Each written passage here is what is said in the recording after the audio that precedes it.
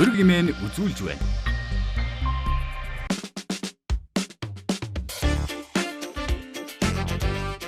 Үзэгч та бүхнийхээ энэ цаг мөчийн амгалан айлтгахыг өрг нэвтрүүлгийн шинэ дугаар эхлэж байна. Бид энэ удаа Улсын их хурлын гишүүн Инх Төвшөнтэй ярилцахаар ураад байна. Бидэнд цаг гаргасанд баярлалаа. Сайхан аварчиж байна уу? Сайхан аварч байна. Би танд зориулаад энэ бүтээгдэхүүнүүдийг MCS компани оруулж ирдэг. Тэ? Жижиг дунд бизнесүүдийн зах зээлийг боомлохыг хэр шударга гэж үздэг вэ? Топ 100 аж ахуйн нэгжийн хаваад үзвэл баг 90% зөвшөөрөл лиценз дээр суурилж үйлчлэл явуулж байна. MCS компанид эзэмшдэг хувийнхаа төлбөрийг бүрэн авсан уу? Тэгэхээр хамааралтай л гэсэн үг. Хуваар тохирсон тэгэл хуваарийнхаа дагуу. Тэгэхээр таныг MCS гişүү гэж авах уу? Гүдээ. Төсөв батлагдах үеэр нэлээд зоригтой шүүмжилж байсан. Таг болчлоо. Таныг дарамтлав уу, барьцаал уу, яагаад таг болчихв? Танаа болоог болоод дайсан болдог. Ямар дарамт ирсэн бэ? Төмөр замтай холбоотой асуудал яригдчих үед шалгалт орсон юм л. Бадай самбуу гишүүн гарын үсэг цуглуулсан л та. Таны хувьд ерөнхий сайдыг огцруулахыг дэмжих үү? Би бол бас яг тэрийг зөв гэж бодож байна. Та Шангрилад байдаг Монголын хамгийн үнэтэй барны эзэг. Барнда хамгийн сүүл эзэн орсон байна. Тэр барны эзэн гэж яг наад чинь яг гэр бүлийн бизнес үстэй. Энэ нийгмийн даатгалын шимтгэл нөөтийг бууруулах боломжтой гэж харсан. боломж гэдэг чинь өөрөө хийсвэр ойлголт болчихвол. Хоёр талхаан далд уурхайн туслан гүйцэтгэгч компаниар MCS компани ажилласан. Энэ гэрээг яаж авсан бэ? Далд уурхаа дээр MCS Property, MCS International хоёр компани ажилтдаг юм шиг байлээ. Өдрийн танхимын ерөнхийлөгчийг хэн лоббидж төр род гэдэг хүнийг тавьсан байна. Та уг нь Баатар сайхан гэдэг хүнийг дэмжиж ах шиг байсан. А та харийг яаж ерөнхийлөгч болж ирсэн?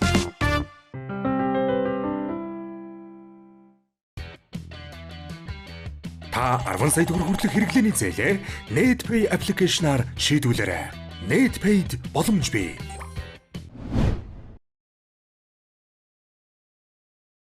За та өнгөрсөн намар төсөв батлагдах үеэр нэлээд зоригтой шүүмжилж байсан.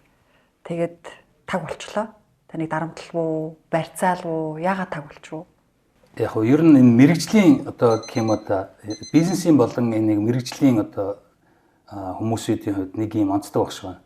Илүү бодиттой юмд л асуудал ханддаг. Улс төрчдөөс арай жоохон технократуудын хувьд гэх юм улс төрчдийн хувьд бол бас тодорхой хэмжээнд оноо цуглуулна гэдэг өөрөөр бидний хувьд бол илүү асуудал үр дүнд бодиттой үр дүнд чиглэсэн л ажлуудыг илүү ярьдаг. Тэгэхээр би бол жишээл гинт улсын их хурлын гишүүн болоо бүх юм мэддэг хүн болчихгүй. Тэгэхээр мэддэг асуудал дээр зайлшгүй болохгүй гэсэн асуудлууд дээр л байр суурь илэрхийлсэн.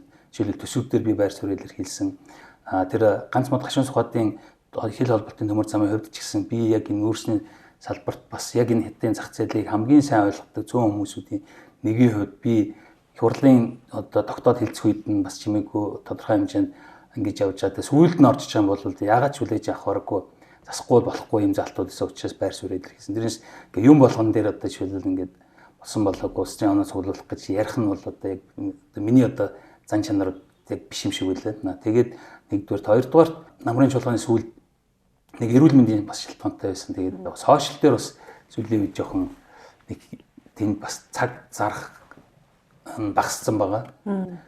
Тэгээд чуулганд оролцчихад тэгэнгүүт ер нь хүмүүс бас ягаад чимээгүй болчихв гэдэг асуудал ирсэн. Тэгэхээр шаардлагатай асуудлууд дээрээ мэддэг асуудлуудад уурах үедээ бол дуграал явна гэсэн. Ийм бодолтой байна. Гэхдээ яг дуурж байгаа шүүмжлэлүүд нь яг бодиттой зөв шүүмжлэл, эрүүл шүүмжлэлүүд байсан шүү дээ. Тэгэхээр тийм шүүмжлэл бол манай их хурлд хэрэгтэй байгаа. Гэхдээ таныг харин тухайн үед улсын хурлын даргаас, учрал сайдаас гэл нэлээд л дарамт хэрэгж явах шиг байсан. Улсын хурлын гишүүнээс нь буцааж татнаа гэдэг гэж айлгсан зүйл байгаа юм. Уу яг тэр чуулган дээр нөгөө яг тэр үед яригдсан асуудлууд хүмүүс бас тодорхой хэмжээнд сонссон баг. Ер нь бол яг энэ байр солигдсон юм шиг санагдсан. Үндсэн хуулиар бол ард түмэн жишээлбэл нэр хэшиг оройтон тэгээд дараа нь улсын их хурл тэгээд засгийн газар ч гэдэг юм уу ийм байдаг байрлалаар ирэмсэн байтал ер нь бол намын ус болцсон. Нам тэгээд засгийн газар улсын их хурлыг бол нэг бол коноп нэг бол дайсан гэдэг баг тийм англиар харах хэмжээнд хүртэл жишээлбэл яг ийм мэдрэмжүүд ер нь бол улс төрд нэг ийм улс төрч биш ер нь бол нэг ийм асуудал үүд юм л. Эерэг юм хийхэд бол маш бага хэмжээгээр нэмэгддэг. Яг л бүх экосистемууд нь цуг ажиллаж ийж баг багаар л энэ эерэг өөрчлөлтүүдийг авчирдаг. Энэ бий болгосон эерэг өөрчлөлтүүдэд нураахад бол маш хурдан нурааж болдог. Тэгэхээр улс төрд сайн юм хийхэд нь туслахаас илүү муу юм хийхээс нь сэргийлнэ гэдэг бол маш том одоо өнгөрсөн үеийнхээ ол дамжлтуудыг бүгдийг ингэ хадгалдаг ийм зүйл байдаг. Тэгэхээр энэ чиглэлээр бол улсын намуудын хувьд ч гэсэн одоо сөрөг хүчингийн байр суурь байхгүй болчиход бид хэд одоо шил энэ дээр дуурхай сураар гуулны чинь одоо улсын хүчнүүд нь сөрөг хүчнийхээ үргийг гүйцэтгэх нь одоо яг энэ хөгжил энэ хамтарч төслүүдийг одоо эдийн засгийн өсөлтийг авчирна гэдгээс бас дутхааргүй баг илүү одоо хувь нэмэртэй ийм үүрэг оройл байсан. Гэхдээ одоогийн байдлаар бол хамтарсан засаг гээд яг энэ үүрэг оройлыг гүйцэтгэдэг хүн байхгүй. Сөрөг хүчин байхгүй. Тэгэхээр өөрөө талаас нь харж чадахгүй байна. Энэ өөрөө асуудлуудыг ингээд одоо шүүмжгүйгээр тэгээд яг энэ институцүүд хооронд боддог одоо сорилт одоо би тэр асуудлуудаа сайн боловсруулдаг тийм хандлага ерөөсөй байхгүй болсон. Дээр нь одоо жишээлбэл сүүлийн бас анзаарэгдэад байгаа юм гэхээр төрийн одоо бүтцүүдийг чадваргүй дулам чадваргүй болох маягийн одоо жишээлбэл хандлагуудаас анзаарэгдэад байгаа. Өөрөөр хэлбэл байгаа бүтцийн хажууд дахиад ижилхэн одоо жишээлбэл зэрэгцээ бүтцүүд бий болоод тэр өөрөөр хэлбэл одоо энэ бүтцүүдээ үндсэн бүтцүүдээ одоо чадахгүй бол чадахжуулах ч гэдэг юм уу сайжруулах юм ярих хэрэгтэй байтал энээс нь гадна зэрэгцээ юм бүтцүүд хийгээд бүхэлдээ бол нэм хариуцлага гэдэг юм байхгүй болчих. Засгийн газар тэн хариуцлага хүлээх юм бэ гэдэг юм цөрөг хүчин байхгүй болохоор маш тодорхойгүй болчих. Жишээлбэл төсөв хилцэх үед одоо жишээлбэл би яг хуу санаж аваад бол ерөнхий сайд бараг суугаагүй. Одоо жишээл аж ахуйн нэгжийн эрхчлэлийн одоо бизнес төлөвлөгөө ярихад гүйцэтгэх захирал нь одоо бордтой тууцтай танилцуулж асуудлаа тэр одоо хүнтэй хариуцлага тооцох учраас тэр хүн асуудлаа танилцуулж үр дүн одоо ямар байх юм яах юм гэдэг гэмээр тэр хүнээс л сонсдог болохоос нэг нягтлан орж ирээд жишээл эргчил манай би одоо жишээл ингэж ажиллана манай захирал ингэж ажиллана гэдэг байдлаар танилцуулбал одоо жишээл энэ логикийн хувьд эцгүй шүү дээ. Яг энэ улсын бүхэлд нь аваад үзвэл ер нь бол маш хүнд өвчин туссан байна. Тэгэхээр энэ өвчний оншин юу юм байх юу байна вэ гэдгийг л одоо юунаас болоод байна гэдгийг л одоо илүү эрж хайхыг зорж чинь. Тэгэхээр миний бодлоор бол илүү баг энэ үндсэн хуулинд чиглэсэн одоо асуудлууд байгаа мó гэж бодоод байгаа. Яг гэвэл гүйцэтгэх засаглалын нас богино байна гэдэг одоо жишээл үндсэн хуулийн өөрчлөлтүүд 45 өөрчлөлт өнгөрсөн хугацаанд оруулсан байлээ л да 92 оноос хойш. Тэр энэ өөрчлөлтүүдийн ихэнх нь гүйцэтгэх засаглалт одоо асар их одоо эрх мэдлүүдийг ингэж нэмж өгсөн байгаа. Энэ нь буцаад парламентын чадамжийг давж яруулсан. Одоо жишээл парламент дээр орж иж байгаа хуулийн төслүүдийг харахад бол ер нь бол засгийн газрын одоо жишээл хийх чаа үйл ажиллагааг хуулийг нь гаргалагыг нь засч өгдөг. Энэ хууль засаглах зарчмуудыг бий болгох асар их ажлууд парламент өөртөө байгаа батал ер нь бол одоо яаралтай түргэн горимоор засгийн газраас голдуу оруулж ирсэн асуудлуудыг л хилцдэг иймэрхүү байдалтай байгаа юм л да. Манай улс төрийн намууд маань өөрөө бүтэц зохион байгуулалтын хувьд бол бас яг төлөвшөөгүй учраас тэгэхээр засгийн газар давуу талтай болоод ирэхээр их хурл маань өөрөө бараг хуулийн хэлцэг гэдэг шиг ийм байдалтай болоод ирэхээр намын одоо засаглал гэдэг юм одоо намын цөөхөн орой дээр байгаа хэдхэн хүмүүс л ер нь үгийн аялалтанд тавдаг. Иймэрхүү дүр зураг руу яваад байгаа юм шиг зүгээр надад бол тийм санагдсан. Гэтэ сүүлийн 12 жилийн хугацаанд танай нам засаглаж байгаа. Монгол Ардын нам засаглаж байгаа. Тэгэхээр энэ засаглалын хямрал гэж ярил Монгол Ардын намтай л ярихаар асуудал. Таны сонгож одоо гишүүн болсон нам. Тэгвэл таныг улсын хурлын гишүүнээс татнаа гэж бол дарамтлаагүй юм байна те. Ер нь Монгол Ардын намын жигсаалтаар гишүүн болоход ямар гэрээ хийсэн? Намын одоо бид рүү хэлсэн нэгэнт тойрог замдаа орсон болвол улсын хурл бол улсын хурлын өөрийнхөө л одоо жайг хууль үндсэн хуулиар олгосон үйл ажиллагаараа л явуулна. Тэнд бол жишээлбэл намын үйл ажиллагаанд нөлөөлөх одоо тэр юм бол байхгүй байх хэрэгтэй гэж бодоод байна. Тодорхой хэмжээнд тэр орох нөлөөлөл нь мөрийн хөтөлбөрөөрөө дамжуулаад тэрийгээ засгийн газрын түвшин үйл ажиллагааны хөтөлбөр болгоод тэрийг нь улсын хурлаар батлаад хуулийн хүрээнд хууль илүү ач холбогдолтой болохоос биш хэн нэгэн одоо сонирхлын бүлдгүү ч юм уу улс төрийн нам ч юм уу эсвэл ийм фракцууд ч юм уу үйлчлэх ёсгүй гэж бодож байна. Тэгэхээр гишүүний байр суурь гэдэг бол одоо яг л гишүүний байр суурь байх хэрэгтэй. Тэрнээс яг тэр гишүүний байр суурийг хувь гишүүн эсвэл өөр бүлэг гишүүний ч юм уу гэдэг байдлаар биш. Хэрвээ тийм биш бол баг энэ хүнээр нь шилэл нэр дэвшигч мөшгчийн чирэг алга наамч бараг сүлдээ ингээд сонгуульд бол баг бүтнээр нь намаа сонгоол тэгэл энэ хуваарчдаг. Тиймэрхүү юм руу явах гэдэг байна. За та сая ярилцлагадаа ер нь бол ингээд гишүүн болоод ороод ирсэн чинь дотроос нь харахад засаглалын хямрал болчихсон байна. Нам засаглаж чинь дараа нь засгийн газар дараа нь одоо их хурл гэсэн ийм буруу бүтцтэй болцсон байна гэж байна. Тэгвэл сая өвөл Лодой самбуу гишүүн ерөнхий сайдыг огцруулах санаачлаг гаргаж үндслээ дэвшүүлээд гарын үсэг цуглуулсан л да. Таны хувьд ерөнхий сайдыг огцруулахыг дэмжих үү? Би харин тэр одоо жишээл Ардсан намын 3 гишүүн анхайлж гарын үсэг зурсан. Тэгээд би бол бас яг тэрийг зөв гэж бодож байгаа. Яг тодорхой хэмжээгээр Ардсан нам ингээд цэрэг хүчнийхээ байр суурийг ядаж намаараа биш юм аа тодорхой хэмжээний гишүүд одоо жишээл асуудлууд болохгүй байна. Хүн насвараад байна. Үндсэн хуулийн дээр одоо хүн эрүүл аюулгүй орчинд амьдрах эрхийг нь засгийн газар төр хариуцах ёстой. Гэтэ энэ үүргээ биелүүлж чадахгүйсаа болоод 700 гаруй хүн нас урчлаа. Энэтэй холбоотой хариуцлага хэнтэй ярих юм бэ? Ерөөсөө үлдээхгүй байна. Агц дэвшил одоо тэр нь мэдэгдэхгүй байна. Хүмүүсээр энд хариуцлага хэмнэгэнд тооцох ёстой гэдэг байр суурийг илэрхийлж одоо шил яг гөрөлбөс сөрөг хүчний байр суурийг илэрхийлж байгаа. Би бол энийг одоо зүйтэй санаачлах гэж бодож байна. Одоо бид нэр энэ дотроос нь нам дотроос ярихаасаа илүү сөрөг хүчний байр суурь энэ хандлага нь бол зөв гэж бодож байна. Зүгээр ерөнхий сайдыг огцруулах асуудлын үед бол та ингээ эргээ харуул саяын нөгөө үндсэн хуультай холбоотой асуудал руу буцаад очино. Бүгд өмнө одоо жишээлбэл энэ хүнийг сольчвол болно гэж боддог иймэрхүү хандлагууд одоо байсан. Тэгээ солиод ерөөсөө дээрцсэн гэж одоо би бол дээрсэн тохиолдол баг ч гэжтэй ер нь байхгүй байх гэж бодож байна. Улмал ингээд доордож байгаа юм шиг дахиад энэ хүн болохгүй.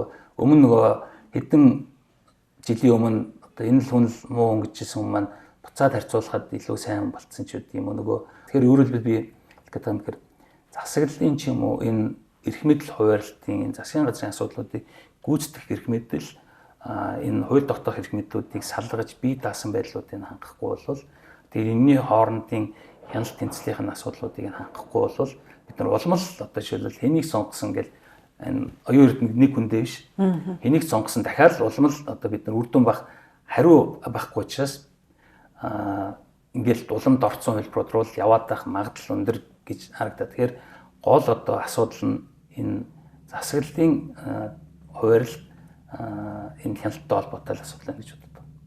Харин ерөнхий сайдын засаглалтай болчлоо л гэж яриад байгаа. За би танд зориулаад ийм энэ бүтээгдэхүүнүүдийг MCS компани оруулж ирдэг. Тэ? Ер нь манай зах зээл дээр томоохон компаниуд бүх энэ жижиг дунд бизнесүүд рүү ордог. Тэгээ жижиг дунд бизнесүүдийн зах зээлийг боомлдгийг хэр шудраг гэж үздэг вэ? Ер нь яг энэ нөгөө том жишээ аваад үзвэл топ 100 аж ахуйн нэгжийг аваад үзвэл баг манай аж ахуйн нэгжүүдийн топ 100-ийн баг 90% нь зөвшөөрөл лиценз дээр суурилж үйл ажиллагаа явуулдаг. Юуны уул уурхайн лиценз, банкны лиценз, харилцаа холбооны операторын лиценз, газрын зөвшөөрөл дээр үндэслэн чиг бизнесүүд хэмжлэн эсвэл онцгой эрхүүдээр суурилсан иймэрхүү бизнесүүд байдаг. Энэ нь юу гэсэн үг вэ? Зүгээр энгийн хүн очиж шилэл уул уурхайн лиценз авч чадахгүй, газрын зөвшөөрөл авч чадахгүй. Энэ нь өөрөөр юу хэлж юм гэхээр өрсөлдөөний мэдрэмжс харьцангуй бага. Энэ талдаа одоо жишээлбэл нөгөө топ цудраа яваад яг жижиг дунд гэнэг тэр 10% нь бол жижигхэн худалдааны голдуу хүнсний чиглэлийн голдуу иймэрхүү бизнесүүд байгаа. Бусд нь бол яг одоо үйл ажиллагаа бизнесийн түвшний хувьд бол бас яг хангалттай одоо түвшинд хүрээгүй харагдаж байна. Жишээлбэл улсын одоо жишээлбэл хувийн хвшлийнх нь одоо байдлыг аваад үзэн өнгөрсөн 30 одоо жишээлбэл 3 жилийн хугацаанд 35 жилийн хугацаанд гэж бодъё. Ингээ эргээ харахад Монгол улсын хамгийн том компани одоо хувийн хвшлүү төрийн компани байгаа.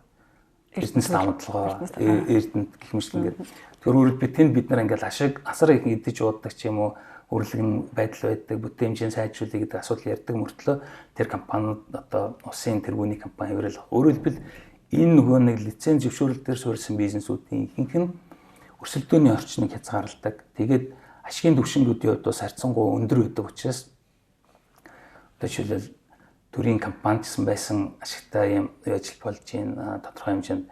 Тэгэхээр ийм чиглэлд үйл ажиллагаа явуулдаг компаниудын хувьд бол мэдээж ихэнх энэ компаниуд маань хувийн компаниуд хаалттай компаниуд байна. Тэгэхээр мэдээж ингээд гүйцэтгэх удирдлагуудын нөгөө өмчлөгч бол ингээд олон болоод ирэхээр үйл ажиллагаа бүх юмд оролцож тавилаад ингээд өргөжөөд ирэхээр нэг талдаа хэтэрхий өндөр одоо жишээлбэл ийм ашиг ол боломжтой бизнес үйл ажиллагаа явуулж байгаа одоо бизнесүүд нөгөө талдаа яг жинхэнэ бор зүрхээр явж байгаа энэ компаниуд руу ингээд өрсөлдөх шаардлага болчихж байна. Тэгэхээр энэ нь өөрөө ингээд тэнцвэргүй байдлууд бүтээгдэхүүний зах зээл дээр гэхээсээ илүү нөөцийн зах зээл дээр ингээд ийм шудраг ус өрсөлдөөн гэх юм уу тэнцвэргүй өрсөлдөөнд орж байна. Яагаад гэвэл жишээлбэл санхүүгийн нөөцийн хувьд гээд үзэхэд энэ компаниуд нь илүү одоо жишээлбэл эрсдэл багтаа учраас арилжааны банкуд хамгийн хямдхан зээлийг өгдөг. Тэднэрт зээл өгөх сонирхолтой. Эдгээр нь барьцаа хөрөнгөтэй ч юм уу ийм учраас нөгөө хэд бол одоо жишээлбэл одоо шаардлагууд нь тэнцэхгүй бага одоо хөрөнгөтэй ч юм уу тэгээ хамгийн өндөр үнэтэй банкусаас ч юм уу арилжааны банкудаас хямдхан одоо харьцуулахад хямдхан зээл авах болцоо байхгүй. Тэгэхээр илүү өндөр жишээлбэл зардалтай их усрын бизнес хийж байна. Бид нар татвар өндөр төлдөг учраас ажлын байр бий болгодог учраас гэдэг юм уу. Тэгээд энэ жижиг бизнесүүд ч юм бид нар болохоор угаасаа бид нар нэгдэж нийлээ чи бидний дуу хоолойг сонсдог биш гэдэг. Ер нь нэг энэ чиглэлийн одоо бодлогын өмгөөлөл хийх одоо энэ чиглэлийн одоо ач холбогдол ер нь бол тоодгүй аждаг. Тэгээ ингээ явахаар ийм тэнцвэргүй байдалд ороод байгаа. Би бол одоо энэ нь өөрөө том зургаараа харуул Монгол улсыг хөгжүүлэх одоо гол юм бол хариуцлагатай өөрөө өөрийнхөө төлөө хариуцлага хүлээдэг хүмүүс олон байж ижил одоо энэ улсыг илүү одоо бүтээмжтэй илүү одоо шинэ зүйл хийж хөгжих болов гэж бодоод байна. Тэгэхээр том компанид бас орж ажиллахын нэг юу нь болохоор энэ сайн хүмүүсүүдийн бас бүрэн дүрэн ашиглаж чаддгүй юм шиг санагдаад. Тодорхой дээдл нь одоо жишээлбэл ингээд захирлууд өдрлүүд нь эсвэл хүмүүст л одоо боломж олгохоос яг доотлын дунд түвшний хүмүүс менежүүдийн хувьд бол бас энэ болцоо боломжууд нь хязгаарлагдмал байдаг. Өөрсдийн тэр потенциалын бүрэн дүрэн ашиглаж чаддгүй. Тэгэхээр өөрөөр хэлбэл ингээд улс төрд орох том компанид ажиллах одоо жишээл өөрөө бизнес эрхлэх эсвэл гадаад тагшаа явж ажиллах эсвэл зүгээр суух гэх сонголтууд үзэхээр ер нь бол одоо хамгийн их сонголтуудыг төрлөө одоо жишээл ажлын дээр нь хамарч байгаа 310 мянган хүн байна. Том компаниуд ингээд байна. Тэгээд юу бизнесийн болцоо боломжууд нь бий даа бизнесийн боломжууд бас ингээд нөгөө жижиг бизнесүүд рүү entry barrier багтай зах зээлд нэвтрэх болцоо багтай залуучуудын анх эхэлж ордог энэ бизнесүүд рүү ороод тахаар энэ хүмүүсийг чинь ингээд шахагдаад гараад ямар ч одоо шил бизнес эрхлэх сонирхол байхгүй. Тэгэл яг саяын нөгөө сонголтууд руу ингээд явж эхэлж байна. Тэгэхээр энэ нөгөө гол саяын яриад байдаг хөгжүүлдэг амин сүнс чинь өөрийнхөө төлөө хариуцлага үлдээдэг. Энэс ч гойхгүйгээр хэдэн хүн цалинжуулаад ажиллаждаг, өглөө босоод яг өөрийнхөө төлөө ажилладаг. Энэ одоо шил бүх эдсээрээ мэдэрч ажилладаг. Энэ сегмент маань жоохон хомигдаад байгаа, хомих эрсдлүүд байгаа надад харагдаад байна. Бид нар 3.5 сая хүний зах зээл дээр л төвлөрөөд байвал энэ бидний өнөөдрийн нийгмийн асуудал, энэ эдийн засгийн асуудлууд улмал ужигрын үгээс ерөөсөө шийдэл болж байна. Тэгэхээр гадагшаа томрууд жоохон бэр суснууд нь гадагшаа зах зээл рүү одоо судалгаа хийгээд ингээд зорихгүй болоод тэгээд одоо шил Япон шиг Toyota шил том нүүр нь болоод одоо олон улсын зах зээл дээр өсөлдөж явдаг баг. Ард талд нь жижигэн гэрүүлүүд нэг болтын хийдэг, нэг эрзэний хийдэг гэл ийм жижиг аж ахуй нэгжүүд тэнд дагаж амьдардаг. Энэ том компаниудаа жишээлбэл гадаад харилцаагаараа усан дэмждэг, хамтдаа томордог иймэрхүү юм руу явахгүй бол бид нар улмал ингээд авчаа болоод яг зүгээр одоо ингээд өсөлтөж чадвар бид нар юу хийж чадчих юм бэ гэхээр экспорт хийж чадж байгаа юм гэхээр тэгэхээр яг уул уурхаагаас өөр баг юм юуч байхгүй бол. Тэгэхээр манай улсын одоо хувийн хөгжлийн өрсөлдөх чадрын түвшин бол энэ түвшин л юмсэн.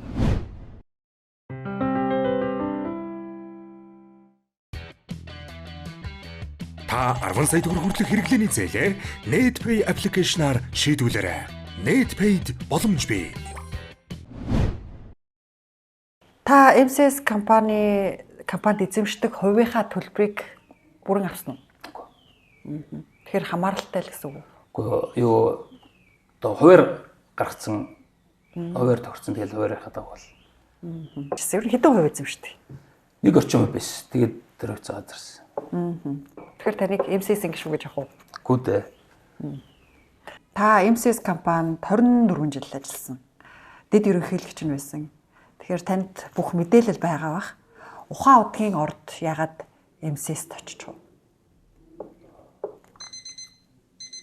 Яг хөө тэрийг нөгөө одоо хариуцж байгаа хүмүүсүүд нь ирсэн дэр. Би бол одоо юу сонгогдсон олон нийтийн төлөөлөх хүн учраас одоо яг энэ компани юмнаас нэг юм тайлбарлаж ярихаар би нэг өмөрөд байгаа юм шиг болчих. Тэгэхээр энийг илүү би тайлбарлах нь зохистой биш байх. Илүү хариуцж байгаа хүмүүсүүд нь ирсэн зүг баг гэж бодож байна. Тэгэхгүй бол энэ чинь хоёр талтаас маргаантай асуудал учраас тэр хүмүүс нь маргалж байгаа талууд нь юм одоо ирсэн дэр хаа. Би бол зүгээр зарчмын хувьд бол хуулиа үндсэн хууль барих хэрэгтэй. зөөлөн залтаар бол газрын дорх одоо баялагын одоо дийлэнх болгох нь ард түмэнд ногдно. Тэрийг зүгээр яг хэлбэрийн хувьд бол би зүгээр одоо энэ 34% гэж эхэлж ингэж дайрч одоо ингэж нэг юм жоохон PR маягийн хэллээ шүү дээ. Энэ жоохон одоо юу гэдэг нь хүмүүст буруу ойлголт би суулгаад дараа нь өөрөө тэрэндээ одоо шил ороогдох үедээ гэдэг асуудал ирж. Баялагын гэдэг нь жишээлбэл юу ард түмэнд ногдох татраар жишээлбэл асар олон энэ одоо бизнесийг ч хүмүүссэн тодорхой хэмжээнд татварлуулж юм гэдэг чинь өөрийнхөө олсон орлогоос одоо шил босод хүмүүстэй хуваалцаж чинь босод одоо нийгмийн сайн сайхны төлөө жишээл тодорхой хэмжээнд ингээд үйл ажиллагаанд зардалт нь төсөвт нь одоо хувь нэмэр оруулж ирсэн үг ш. Тэрнтэй адилхан одоо шил татврын байдлаар ч юм уу одоо тэр роялтигаа ч юм уу ийм байдлаар шийдэх болцоотой юмыг эхлээ сайн судлаад ч юм уу хэлцэл хийж явахгүй бол хэлж PR нь төрүүлж яваад тэгээд зүйлд нь хойноос нь буруу зүрх юм бол ингээд засах гад ингээ одоо зүр харагдсан. Харин тий одоо оюутлогоо төсөл дээр 34%-ийг эзэмшнэ гिचээд одоо 34%-аар ногдлох шин хизээ авах нь тодорхойгүй болсон шүү дээ. Хуулийн дээр юу вэ? Тэрийгээ даах хэвээр ямар нэгэн байдлаар цаг үед ч юм уу өөрийнхөө давуу тал одоо эсвэл нөлөөлөл ашиглаж энэ нэгэн одоо өөрөлдвөл хуучны одоо ширнгэний хууль гэдэг шиг чадaltaй чадалгүйг дэрлэгдэг тийм үед л байж болохгүй. Хуулийн үндсэн дээр зохицуултууд нь хийгддэг. Яг энийг л илүү бэхжүүлэхгүй бол ер нь бол улсын одоо хөгжлийн гол суурь нь хууль засаглах хуулиа баримталдаг л байх хэрэгтэй гэж бодож байна. Ухаан удгийн ордыг одоо засгийн газрын тэмдэглэлээр буюу хууль бусаар олж авсан л гэж яриад байгаа шүү дээ. Тэрийг одоо яг холбогдох хүмүүсүүд нь ярьсан даа. А тэгвэл ер нь одоо ухаан удгаас гадна нарийн сухад чи тийм үү те стратегийн ордуудын 34-өөс 51%-ийг төр эзэмших нь зөв. Зөөлөн дээр бол хувь эзэмшнэ гэж байхгүй л дээ. Үр ашигын дийлэнх нь л гэж болохоос. Тэгэхээр тэрийг жишээлбэл шууд хувь гэдэг одоо жишээлбэл дайрхан зөв ч юм уу одоо ер нь бол яг зөөлийнхаа зарчмал хуулиар л барих хэрэгтэй гэж бодож байна. За. Та Шангрилад байдаг Монголын хамгийн үнэтэй барны эзэг Волт гэдэг те. Барнда хамгийн эсвэл хэзээ орсон бэ?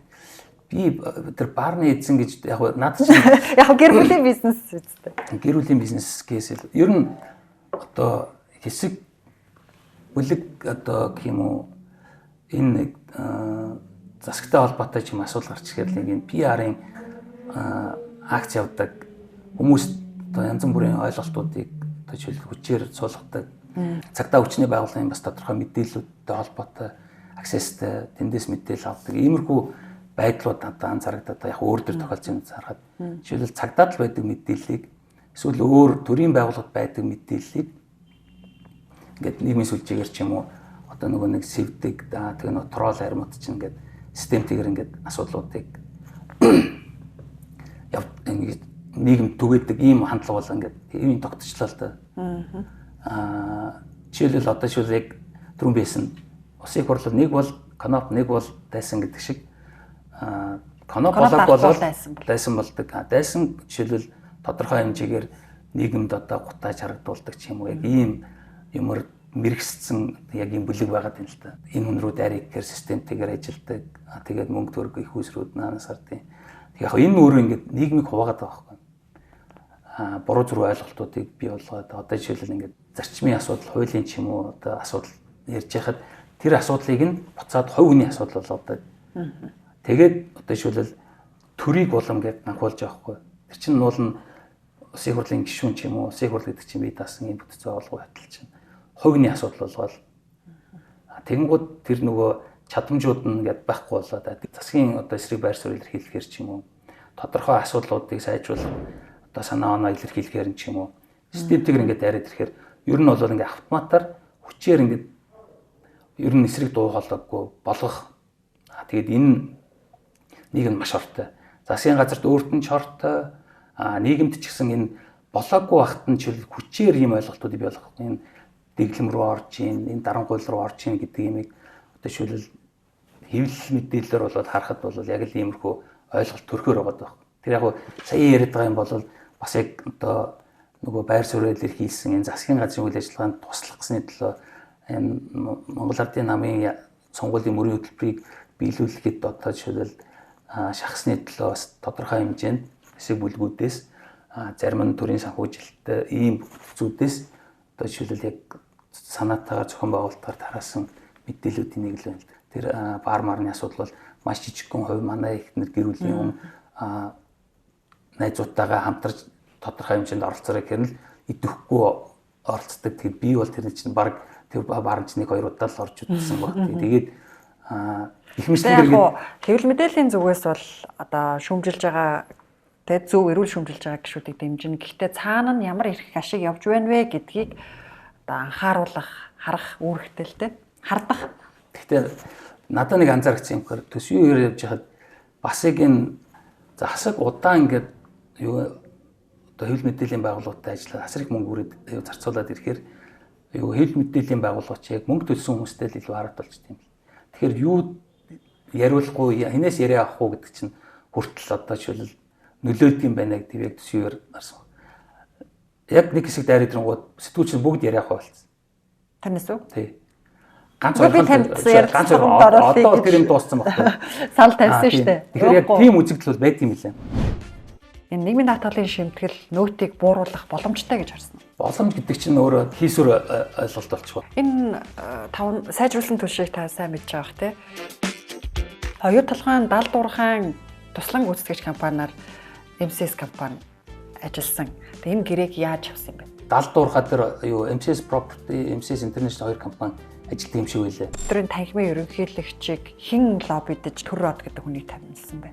Та уг нь Баатар сайхан гэдэг хүнийг дэмжиж ах шиг байсан. Та харийг яаж ерөнхийлөгч болж ирсэн?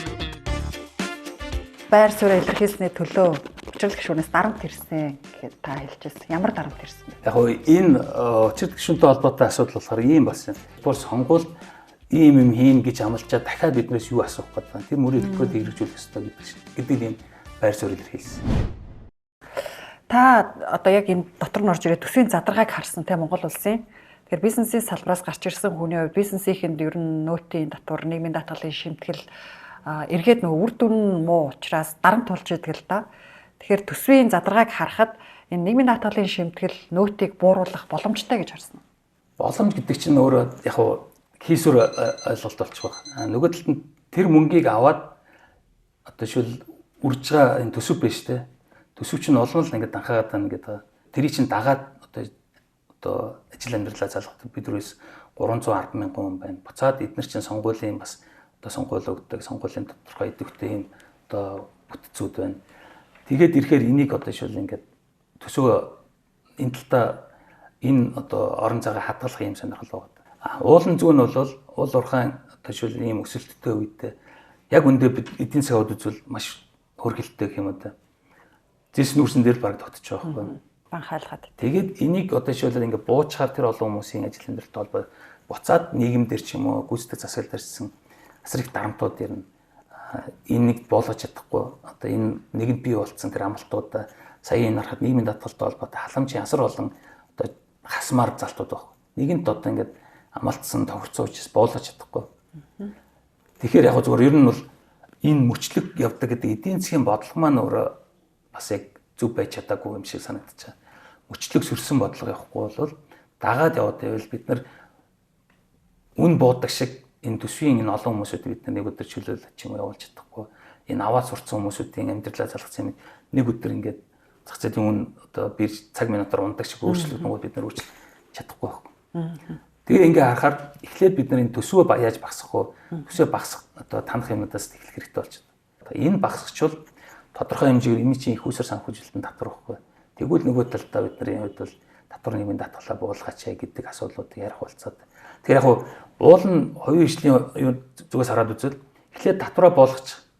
Тэгээд төсвөө багасгач гэж ярьж болохоор зөвхөн ингээд одоо татвар нь ороо суучаар бодит байдал дээр энэ угаасаа бууж чадахгүй бол зөвхөн энэ одоо хоосон мөрөөдөл ч юм уу ингээд болоод тарчиж байгаа байхгүй.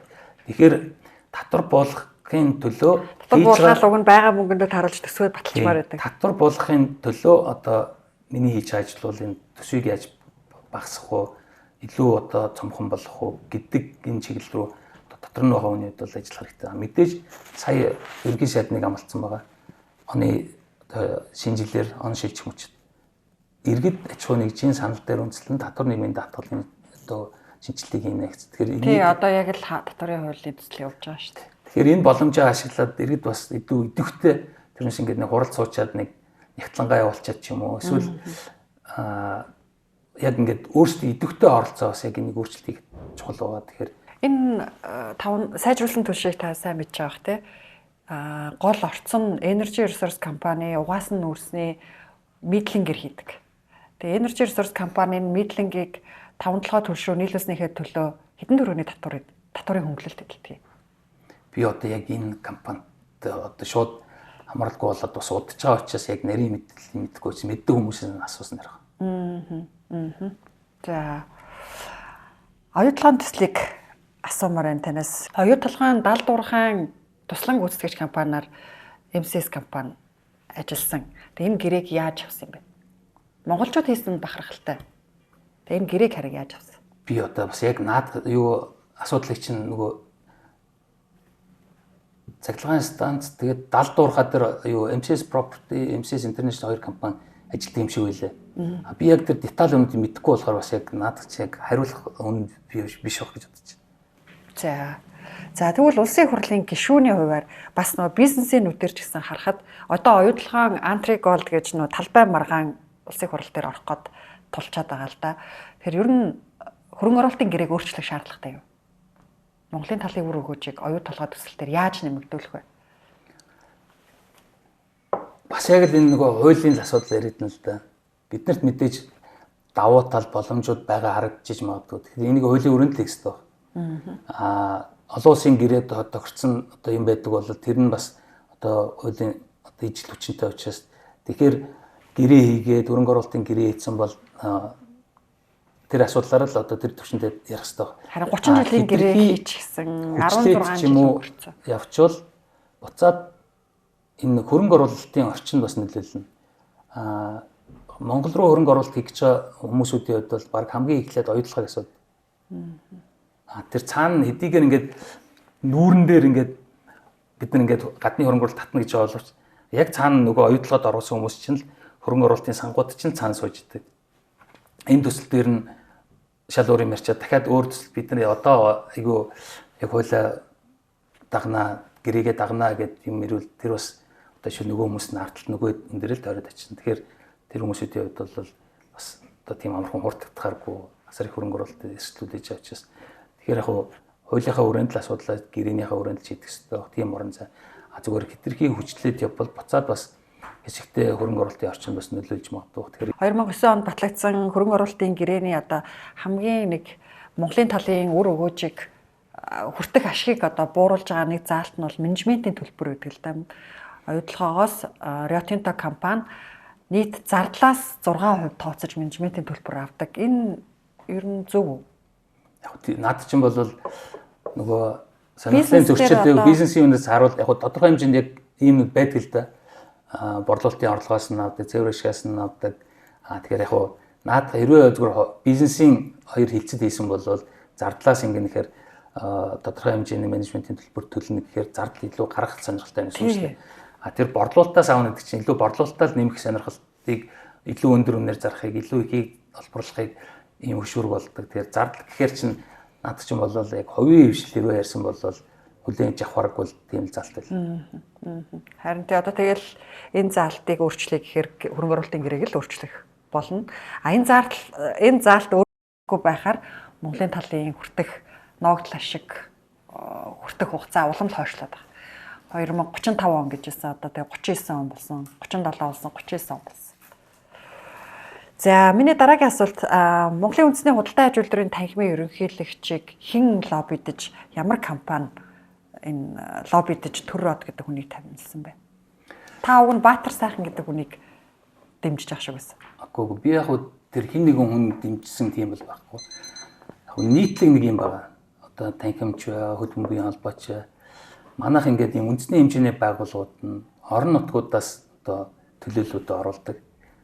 Тэгээд үйл ажиллагаанд нь орон нутгууд нь идэвхтэй оролцдог.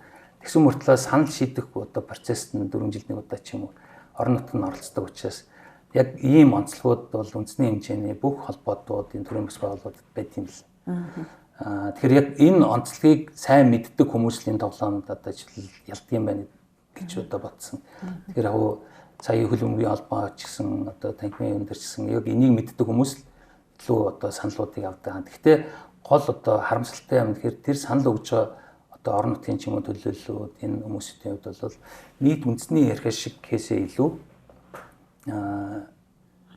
одоо зарим одоо нэг үг хэлэхэд бол эдийн засгийн асуудал ирж иж тэр хүмүүсийн саналыг өгүүлдэг. Энэтэй холбоотой юу сонгуулиуд явагдаад дөрмөө өөрчлөе гэхээр асар их удаан процесс болдог учраас хойшлуусаар бол яг л иймэрхүү байдал одоо тулгараад байх шиг байна. Тэр хувьд бол би бол дөрмөө их сайн мэддэг хүн бай гэж ойлгосон. Тэгэхээр орон нутгийн байгууллагуудаас илүү их дэмжлэг авсан гэсэн үг үү те? Аа. Таны хувьд бас их дэмжихгүй байх шиг байгаадсан шүү дээ. Яг би зүгээр хэвийн одоо үйл ажиллагаа яваад ингээд явбал асуудалгүй аа. Гол нь энэ нь өөрөө ингээд амлалтууд өгөөд жишээлбэл дараа нь гişүү тэгişүү мөнгө төгрөгийн асуудлууд яригдаад тэгээд дээр нь одоо жишээл танхимын сонгуулийн хувьд бол яг урд өдөр нь танхимын гүйцэтгэх захирлыг одоо жишээлбэл барьж хориод тэгээд энэ нь бол би хэн нэгэн үнийг би мэдэхгүй ямар ч сан танхимын сонгуультай л холбоотой тэр дэргүй асуудал байсан бол өмнө шалгаж болох байсан дараа нь шалгаж болох байсан.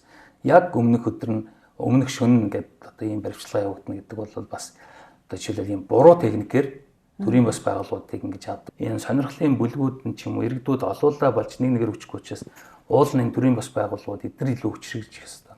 Тэгэхээр эдгээр юм одоо процесс л яг явж байгаа гэж бодож байна. Тэгэхээр энэ бүтцээ бол зөв одоо жишээл эрүүл болчихсоо гэдэг утгаараа тэгээд тэр нь янз бүрийн улс төрийн арга хэрэгслүүдээр ч юм уу эсвэл эдийн засгийн одоо жижиг сонирхлуудыг шүүргэж биш. Одоо ийм зарчмаар яваасаа л гэдэг утгаар жоохон таагүй санагдсан. Харин Монголын үндэсний худалдаа аж үйлдвэрийн танхим бол Монголын бас хамгийн том төрийн бас байгууллагуудын нэг шүү дээ. Бизнесүүдийн дуу хоолой болдог. Та харийг яаж ерөнхийлөгч болж ирсэн? Бас одоо нэг юм дэмжсэн үү? Би уулын ийм одоо бас болъё гэж бодол байгаагүй л дээ. Тодорхой санал тавиад тэгээ би түрүү хэлсэн нөгөө том жижиг компаниудын хооронд уялдуулах асуудал байна. Дээр нь одоо жишээлбэл хурал цуглаан болохоор ингээл аж ахуйн нэгжүүд очдог. Ямар ч нөгөө төр засгийн сонссон дүр эсэгдэг. Тэгээд ямар ч үр дүн байхгүй. Хурал хийгээл идэг. Тэгэл яриад идэг. Тэрийг нэг хэмжээнд өөрчлөхгүй бол энэ одоо улмал нөгөө нэг топ даун гэх юм уу төрийн хэлснийг хийдэг. Бидний нөлөөлдөг хүч ингээ багасаад байна. Тэгээд яг хөө нөлөөлөх боломжтой байгууллага, бизнесийн байгууллагуудын нэгдэл нь юм байна гэдэг утгаар нь одоо санал тавихаар нь хүлээж авсан. Бас яг саяхан хэлсэн хөдөө орон нутгуудын хувьд бас орон нутгийн хувьд бас яг л дэмжсэн учраас л гарч ирсэн. Хөдөө орон нутгийн санал шийддэг юм л. Та бас түрүүн ярьжсэн шүү дээ орон нутгаас олон сонгогдсон гишүүд орон нутагтаа хэрэгтэй хэрэггүй төсөв батлуулах гэж чичирдэг юм байна. Тэднийг одоо хүндлэл алга боллоо гэж зоригтой шүүмжилж ирсэн. Одоо зоригтой шүүмжилж чадах уу? Түрүүн хэлсэн нөгөө асуудал шаардлагатай өөрчлөх хэрэгтэй болохгүй бүтгүй юм бол тэрийг одоо асуудал ярина. Тэрнээс хоёрын хооронд нэг юм оноо цуглуулах юм уу явган юм бол одоо цаг нэрийн гарч зоох гэж бодож байна. Тэрийг төсөв баталж явах үеэр байр суурь илэрхийлсний төлөө учрал гишүүнээс дарамт ирсэн гэхэд та хэлжсэн. Ямар дарамт ирсэн бэ? Яг энэ учрал гишүүнтэй холбоотой асуудал болохоор ийм болсон. Австрийн нам нь ямар ч хариуцлага хүлээдэггүй болсон. Тэгээ миний гол асуудал тавьсан юм гэхээр намын бүлгийн анхны хурал дээр бид нар улсын хурлын сонгуульд орохдоо мөрийн хөтөлбөр гэдээ гаргацсан байгаа шүү дээ. Тэгээд энэ мөрийн хөтөлбөрөө одоо хэрэгжүүлэхийг засгийн газрын үйл ажиллагааны хөтөлбөрт эмчилж орох хэрэгтэй гэдэг ийм зарчим ирсэн. Тэнд би одоо сонгуульд одоо жишээлбэл энэ оролцох саналыг хүлээж авч оролцсны хувьд ялангуяа бизнес эрхлэгчдийн төлөөлөл басны хувьд би энэ мөрийн хөтөлбөрөөс дөрвөн зүйлийг онцолж ирсэн. Хувийн хвшлийг дэмжих юм байна, төрийн оролцоог багасгах юм байна, төсвийн зардлыг дотоодын бүтээгдэхүүн 25%-тай, гадаад үрийг 40%-тай, эдийн засгийн өсөлтийг 8, тэгээд хувийн хвшлийг дэмжинэ гэдэг ихээр энэ 4 жил хувийн хвшлийг орон зайг илүү тэлэх юм байна гэдэг хандлагаар одоо жишээл би энэ саналыг дэмжиж авсан. Гэсэн чинь яг засгийн эрх авангуудаа засгийн газрын үйл ажиллагааны хөтөлбөр дээр шал өөр одоо болоод ирэхгүй. Нөгөө төсвийн 25 болгоно гэсэн заалт чинь байхгүй. Одоо энэ чинь 35 болсон байж чинь. Ингээд бүх юмс ухраад ирэхэр чинь баг би ингээд нийлж чад заллин хийсэн юм шиг сонгуулийн санал нэг саналыг авахын тулд одоо хууль бусаар авбал эрүүгийн ял одоо хариуцлагатай шүү. Тэг чи ингээд бүгдээрээ нийлж чад өөр юм амлчаа гарчингуудаа тэрийг өөрчлөнө гэдэг чинь миний хувьд бол одоо тэр бол одоо байж болохгүй ийм байдлаас учраас энэ байдлаа илэрхийлсэн. Тэгээ яг ямар дарамт ирсэн бэ очруулах шүү. Тэгээ яг зөвхөн бүлгийн хурал дээр юу яхад нөгөө асуудал танилцуулсан энэ хамтарсан засгийн газрын мөрийн хөтөлбөр энэ дээр саналаа өгөөж гисэн байхгүй. Гэхдээ бид нар танилцуулаагүй. Монгол Ардын намын гишүүдэд энэ асуудал нь танилцуулагдаагүй. Бусад намууд одоо зүйл залтаар нь ярьж байхад одоо болтол би энэ хамтарсан засгийн газрын мөрийн хөтөлбөрийг олж үзээгүй байгаа. Би намын бүлэг дээр хүсэл тавьсан чинь бүлгийн даргатай ярьж чад хариу өгье гэсэн одоо болтол хариу байхгүй. Тэгэхээр ямар гэрээ байгуулсан би бол одоо жишээл ямар ч ойлголттой байхгүй. Намын бүлэг жишээлбэл ингээ хаалттай хуралдаг ямар асуудлууд ярьж байгаа гэдэг юм уулын энэ жишээл яг юу их хурлын ч юм уу энэ институцүүд төрийн гол энэ эрх мэдэл хуваарлж байгаа институцүүдийн бүтц бол ард түмэн нээлттэй байх хэрэгтэй байхгүй. Гэрээгээ үзүүлээгүйгээр санал асуухаар нь ийм байж одоо болохгүй гэхэд одоо гээд би микрофон хаагаад юу ч танилцуулаагүй чи юу асуух гээд нэгдүгээр хоёрдугаар сонгуульд ийм юм хийн гэж амлчаа дахиад биднээс юу асуух гээд тэр мөрийн төлбөрөөр хэрэгжүүлэх хэрэгтэй гэдэг ийм байр суурь илэрхийлсэн. Тэгэхээр хурал дээр л дарамтлсан гэсэн үг үү? Таны одоо эрхэлдэг бизнесийн татварыг гинт шалгаж дарамт ирсэн гэж хэлсэн. Тэр яг 5 минутаа барь шүү. Бизнес юм. Би бол одоо нэг өмнө бизнесийн байгууллагад ажиллаж байсан. Яг одоо жишээлбэл яг өөрөө эрхлээд явж байгаа хөрөнгө оруулалтууд л болохоос яг том одоо жишээл бизнес эрхэлж байгаа юм байна. Манай гэр бүлийн үнэл бизнес байна. Тэр татварын шалгалт гэдэг нь болохоор өөр одоо жишээл яг одоо нөгөө нэг төмөр замтай холбоотой асуудал яригдчих явах үед нэг өөр асуудлаар далимд одоо уялдаатаагаар шалгалт орсон юм л. Тэр нь яг энэ асуудалтай уялдаатай гэж хэлэхэд хэцүү аа. Гэхдээ яг зүгээр уялдуулах ч юм уу сонирхол бас зарим хэсэг хүмүүс ч юм уу хөндлөнгөөс ч юм уу тийм сонирхол бас байсан юм шиг л. Тухайн үед бас таныг Монгол Ардын намынхнаасаа хулгайч гэж хэлснийхаа төлөө уучлалт гуйх ёстой гэд та бол шаардаад байсан. Та гуйхгүй гэдэг шиг байсан. Уучлалт гуйсан уу? Боломжийг хулгайж явахгүй. Би тэр үед яагаад тийм асуудал ирсэн гэхээр засгийн газрын гишүүд нь өөрсдөө хилцэж асуудал оруулж ирчээд одоо босд гишүүдийг ч юм уу намын бүлэг дээр одоо өөрийнхөө тойрог руу асуудал юм ярихгүй шүү. Одоо энэ оруулж ирсэн асуудлаараа одоо хүрээнд ярина шүү гэдэг асуудал ярьж хахад нөгөө намын бүлгийн дараа ч юм уу засгийн газрын гишүүд нь өөрсдийнхөө тойрог руугаа ингээд нэгдсэн байдлаар асуудал оруулж ирээ тэрийг ингээд дэмжүүлээд явхаар зөв тэр үед бол надад бол ямар зарчимгүй юм бэ л гэж бодсон. Тэгэхээр яг босод хүмүүсүүдийг бити одоо танаа та тойрогтой асуудал нэмж болохгүй шүү. Энэ ингэ шийдсэн учраас энэ асуудлаар явъя гэсэн мөртлөө эрх мэдлээ ашиглаад ч юм уу зарим сайдны хувьд жишээлбэл өөрийнхөө яамныхаа төсвөөс аваад өөрийнхөө тойрог руу тавьж байгаа нь өөрийн тэр сонгож гаргадаг тойрог нь энэ эрх ашиг нийтийн эрх ашигаас ингээд доогор орчиж байгаа. Бүтээмжийн хувьд харьцуулаад үзэхэд жишээлбэл татвар төлөгч бизнес эрхлэгч нар ингээд татвар байдлаар улсын төсөвт одоо оролцоо оруулж байгаа энэ төсвийн мөнгөний ингээд үйл ажиллагаанд зарцуулж байгаа. Энэ мөнгө энэ илүү бүтээмж өндөртэй хувийн хвшлийн салбартаа байж ивэл илүү ажлынхаа цалингаа нэмэх боломж гарна, илүү хөрөнгө оруулалт хийх боломж гарна. Одоо илүү бүтээмж өндөртэй байгаа одоо салбарт байх үлдэх энэ мөнгийг илүү энэ бүтээмж багтаа салбар руу авчвал энэ одоо хувийн хвшлийн боломжийг одоо улгаалж байгаа ийм төр зурагдаад байна. Тэгэхээр энэ чиглэлээр байр суурь илэрхийлсэн. За та ганц мод гашуун сухайд China Energy-гийн гэрээн дээр хил холбоотын гэрээн дээр нэлээд шүүмжлэлтэй хандж байсан, хулгай хийх гэж байна гэж анхааруулж байсан.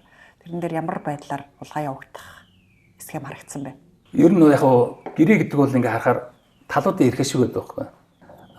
Эрх ашиг нь тэнцүү байж иж одоо жишээлбэл яг хилцэл төрдөг юм одоо. Хэрвээ нэг талынх нь эрх ашиг нь дутуу ч юм уу эсвэл нэгэн дамгуй байвал өөрөлдвөл тэр зөрүү тодорхой хэмжээгээр хин нэг хүнд одоо жишээл давуу тал болж байгаа. Хувийн хвшил болохоор яадаг гэхээр хоёулаа эрх ашигын төлөө учраас ингэж одоо ямар ч тэр орон зайг тэр юм байхгүй болтол нь одоо win-win гэх юм одоо яг хурж болох цэг төртлөө хилцэл хийж иж богино хугацааны урт хугацааны асуудлуудаа ярьж иж ингэж хилцэл төртэй. Энэ нөгөө оруулж ирсэн төслийг харахад надад бол энэ хятадын тал бол Монголын талын эрх ашигын зөрүү бол нэлээд өндөр харагдсан. Тэгээд энэ асуудлуудаа ойртуулах хэрэгтэй. Монголын эрх ашиг илүү одоо байр суурь илэрхийлэх хэрэгтэй гэдэг одоо байр суурь илэрхийлсэн. Тэгээд гэрээ хийгдсэн. Гэхдээ юу биднэрт одоо нэг хяналт тавих шаардлага бол байгаа шүү дээ. Миний одоо илэрхийлсэн байр суурьд бас тодорхой үр дүн төрсөн гэж бодод. Хил холбоотой төмөр зам дээр миний тавьсан асуудлуудаас 3-4-ийг оруулсан байлаа. Тэгээд тэр хэмжээгээр улсын хурлд орж ирэхжсэн бас харьцангуй гайгүй явсан болов гэж бодож байна. Тэгэхээр бас авахгүй биш одоо бас тодорхой хэмжээнд нөлөөлөд авахгүй биш аваад байна. Бас тодорхой хэмжээнд нөлөөлөд байгаа санагдаж байна. Төсөв дээр ч гэсэн төсвийн тодорхой хэмжээ ингээ буурсан байна. Төсөв хэлцэж явах үед бас нэг юм хүмүүс байр суурь илэрхийлжсэн. Чи одоо ингэж та нар одоо ингэж мөрөөрөө унах гэж байгаа ингэж одоо энэ дампуурах гэж байгаа юмыг заавал дундуур нь орж ингэж боломж олох хэрэг байгаа. Энэ одоо ингээд алдагдaltaа төсөө батлал тэгэл он гарал одоо тэгэл энэ дампуурал баг энэ засаг нь ингээд одоо бүтэхгүй чадахгүй байна гэдэг юм улам илүү тодорхой болол. Тэгэл дараа нь устраа хийх имийг чинь та дундуур нь орлоо. Буруутахаар бол буруутаад унах бол унах юм ингээд явчихжээ. Гэтэ яг зүгээр ингээд нийт ард түмний эрх ашигаа бодохоор тийм устр кейсээ илүү тодорхой хэмжээнд хил засах хэрэгтэй юмуд бол засаад одоо явуулах хэрэгтэй гэж бодчихоо. Тэгэхээр яг энэ ганц мод гашуун сухад тийм дэр бол хэдийгээр одоо асуудал байсан ч гэсэн тодорхой хэмжээний одоо акц дэвшлүүд бас гарсан гэж харж байгаа. Одоо ярьсны хүчинд Монголын эрх ашиг нь яаж одоо арай дээшилсэн гэж бодно. Одоо жишээлбэл тэр гэрэн дээр хятадын компаниудад давуу тал олгоно гэсэн залтууд байсан. Тэрийг өөрчилсөн байгаа. Тэр нөгөө нэг хятадын нүүрс хил холболтын төмөр замын гэрээний дотор хятадын эрчим хүчний компаниудыг дэмжих тухай тийм залтууд орсон байсан. Тэрийг хассан байгаа. Гэх мэтлэн эргээд нөгөө дээр нь юг хил холболт юуны төмөр зам барихын тулд эхлээд нүүрсний гэрээ уурхайн гэрээгээ хийчээд төмөр замынхаа гэрээг хийн гэдэг ийм залт байсныг нь одоо эсэргүүцсэн байгаа. Энэ гэрээ чинь төмөр зам барихын тулд нүүрс хийх гэж болохоос биш. Нүүрсний гэрээ одоо уурхайн гэрээ хийх гэж болохоос биш. Нүүрс уурхайн гэрээ хийхийн тулд төмөр зам бариаг байхгүй. Тэгэхээр ийм одоо шил ийм улсын парламентар орж би бол одоо ямар ч логикоор утсан тэр бол явах боломжгүй тийм зүйл залт байсныг бас хэлсний хүчин өөрчлөлтсөн байлээ. Тантай өмнө бизнес үүрэг нэвтрүүлгээрээ ярьж байхад ч гэсэн та одоо Energy Resource компани нүүрсийг хамгийн эцсийн хэрэглэгчд хүрэхийн тулд нэлээд одоо эрэл хайгуул хийж их явж исэн гэж хэлсэн. Манай 5-7 компани ер нь нүүрсээ үнэтэй зарч чадчихна бид. Энэ салбар цаг зарсан үеийн үед нэгдүгээр бид нүүрсээ бүтээгдэхүүн зарж байгаа бүтээгдэхүүнээ сайн ойлгохгүй байна. Хоёрдугаар зах зээлээ сайн ойлгохгүй байна. Хятадын зах зээл рүү ороод ирэхээр экспортын салбар маань экспорт биш зүгээр дотоодын борлуулалтч болчиход байгаа байхгүй. Уулын зүүн бол аль болохоор эцсийн хэрэглэгч рүүгээ чиглэсэн борлуулалтын бодлого явуулж тийшээ яаж энэ одоо хүргэцгээд сунгах уу гэдэг юм бодлого явах хэрэгтэй байтал ингээ ухарчаад байгаа байхгүй. Одоо жишээлбэл уулуурхаа дээр аман дээр нэрээ тавьж гин. Бүх санхүүжилтүүдийн худалдаа авахчуд нь хийгээд тээврийн олборлтын хүртэл хийж гин ингээл одоо жишээлбэл ноолуурч нь урьдчилан ингээ аваад тэд нар орж ирэл ингээ юмнууд нь явж гин.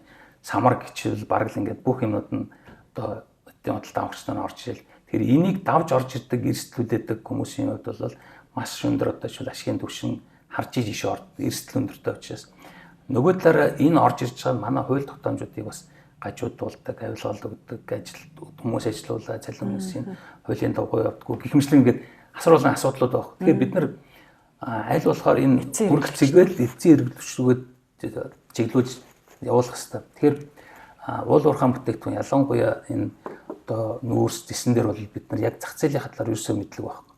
Хашаад даваал нэг юм том хятад гэж нэг зах зээл байгаа гэж бодоод үгүй тийм биш.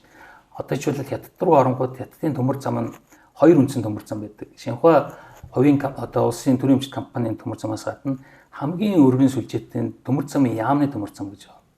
Тэгэхээр хятадын яг гангийн хэрэглэгч рүү одоо ялангуяа тэр Анган, Бенган, Шауган, Баоган гэдэрлүү хүрдэг гол одоо дэд зүуд нь хятадын төмөр замын яамныхан төмөр зам байна. Шинхua бол доошоо ингээд ганц модноос доошоо бол хуанхаа руу очдог.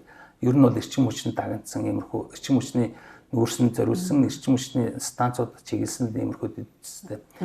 Дэд үстийн хувьд жишээл тийм худалдаа авахч нарын хувьд гээд харахаар гарангууд л хятад нэг ийм худалдаа авахч байдаг. Тийм биш.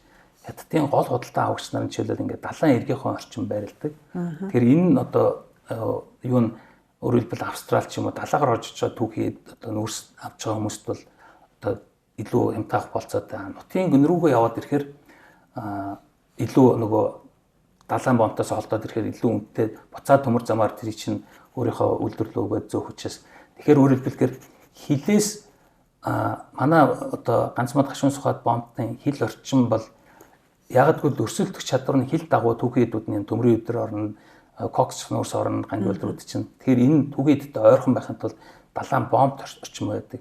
Тэгэхээр энэ Монголын хил дагуу одоо шууд Бухтын гангийн үйлдвэр хамгийн том байгаа.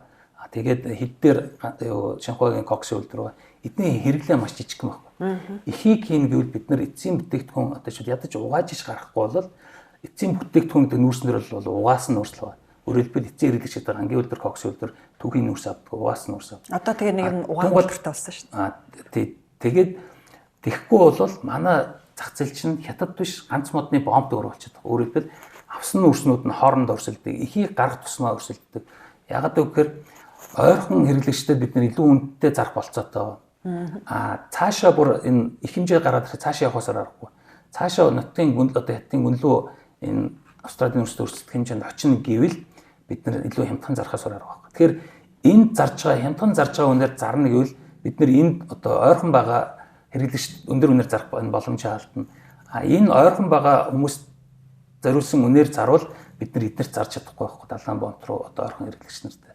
Тэгэхээр ч бол яг ингээд хашаа давуулаад зарна гэдэг өөрөө бодлого маань бас бүтээгдэхүүн эдийн зах зээл ойлгохгүй бас болоод буруу байгаа. Тэгээд одоо нэг болохоор нөгөө биржийн хуулиар ингэн дараа нь болохоор одоо дахиад болохгүй өөрчлөлгээд их мэтлэн гэдэг ер нь нөгөө зах зээлээ хэрэглэгчээ бүтээгдэхүүнээ сайн мэдэхгүй болохоор яг л иймэрхүү асуудал бол гараад ирнэ. Та л одоо энд мэддэг хүний хувьд орж ирснийг сайн шүүмжилж хяналт тавих хэрэгтэй байна. За түрүүн асууж байгаа. Түрүүн яг нүүрсний амьдрын хэлэхэд тэгээ харахаар надад бол яг энэ нүүрсний одоо хил холболтын төмөр зам яг цаг хугацаа харуулна баг. Анх хэлж оруулж ирсэн зүйлээс харахад бол нэг бол өмнө одоо хийсэн тохирсон зүйлийн өөр төлбөр эсвэл дараа нь ямар нэгэн байдлаар ярих шиг хөндөгдсөн байж болзошгүй тийм дүр зураг харагдсан байна. Яагаад гэвэл бүр илт дулаан цагаанд би жишээлбэл төрийн албан хаагч байвал хизээч тийм заалтыг хүлээн зөвшөөрж хууль тогтоох байгууллагаар оруулж ирэхэргүй тийм залтууд орж ирсэн надад бол тийм хард болсон. Тэгэхээр өмнө юм уу дараа нь цаг хугацаа харуулах байх. Энэ тодорхой эрх ашигуд байж магадгүй иймэрхүү дүр зургууд харагдсан. Та нэрээ Shark Tank нэвтрүүлгээр хөрөнгө оруулсан бизнесүүдтэй байгаа юу? Яг нь ерөнхийдөө бол манай бизнесийн орчин бол бас хэцүү байгааг бас тэндээс харж болно. Микро ч юм уу өрхийн төвшнөөс нэг жоохон ахихад бол өсөлт хийж болдог. Жижиг дундуудын хувьд бол яг тэр төвшөнд ороод ирэх маш олон сорилтуудтай тулгардаг. Жишээлбэл ингээд supply chain одоо энэ өртөг энэ сүлжээн дээр ороод ирэхээр нэг бол түүхийд нь тасарчдаг. Нэг бол одоо жишээл борлуулалт одоо зах зээл эзэн хэрэглэгчд хүргэж сувгуудын одоо жишээл монополчлогдсон ч юм уу давуу талтай компаниуд нь бараа бүтээгдэхүүн заруулахгүй эсвэл ийм үнээр л заруул зар гэдэг ч тийм хэмжлэн гэрээдэг сорилтууд асар их байгаа. Тэгээ санхүүжилтийн асуудлууд байгаа. Тэгэхээр яг энэ дүр зураг бол яг энэ Shark Tank нэвтрүүлгүүдээс анзаарэгдсэн. Гэхдээ энэ нэвтрүүлгийн гол одоо нийгэмд өгч байгаа зөв мессеж нь болохоор бид нар ингэ бүтээлч байх хэрэгтэй юм байна. Яг өөр хотлоо хариуцлага хүлээж юм шийдлүүдийг байн бодож явах хэрэгтэй юм байна гэдэг тэр сэтэл нь маш чухал байсан юм л гэж байна. Тэрнээс яг хөрөнгө оруулагчдын хувьд бол одоо ашигтай юм бол одоо байхгүй. Хамгийн амжилттай явж байгаа хөвсгөлийн нөгөө баталгийн нөгөө байшин байж тээ. Байшин барьдаг. Автобусны буудалд орхон газар аваад нэгээр нь ийм хашаа байшин барьдаг байсан бол одоо хотхон барах хэмжээний бас юм чадaltaй болцсон байгаа. Гэтэ тэндээс бол эдийн засгийн үгүй ч юм уу зүйлүүдийн хувьд бол мэдчих харж байгаа юм байхгүй. Бизнесүүдтэй бол байгаа юу те? Юу тодорхой хэмжээнд байгаа. Одоо ер нь бол тэгээд ихэнхийн юу гараад одоо шил зарим нь юу зүгээр хүүгүү зээл болгоод ч юм уу тэгэл зарим нь тэгээд тодорхой үйл ажиллагаа юм нь бол тэндээс нэг тийм мөнгө олно гэсэн зорилго бодол бол тийм боломжууд жаргадахгүй байгаа. За баярлалаа. Бидний нэвтрүүлэгт манай нэвтрүүлэгт цаг гаргаж нээлттэй ярилцсан танд баярлалаа. Таны ажилд амжилт хүсье. Зоригтой сайн шүүмжлээрэй. За, амжилт. За.